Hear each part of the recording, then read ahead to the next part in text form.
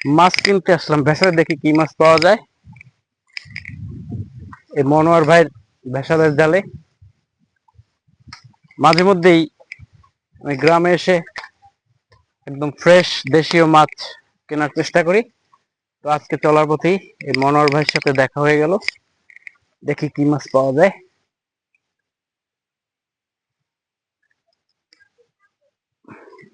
দেখেন, একটু মাছটা দেখেন, শব্দ তো শোনা যাচ্ছে মাছের, খারাপ না।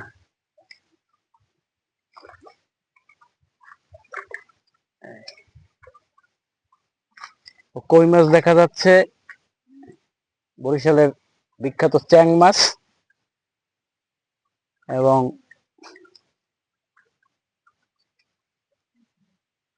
একটু দেখেন আবার, এই ভালোই মাছ উঠছে।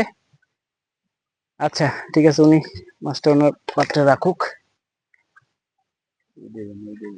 এই যে না, হুম, এই যে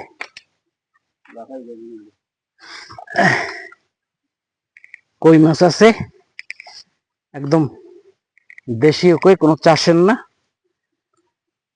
টাকি মাছ বা চ্যাং মাছ। একটা ভেদি মাছও আছে। আচ্ছা মনোহর ভাই, কয় টাকা দেবো বলেন? দেন। না আপনি বলেন, আপনার, না আমি কি বলবো? না আপনার মাছ আপনি বলবেন না, আরে দেন দেন। আমি দিলে হইবে?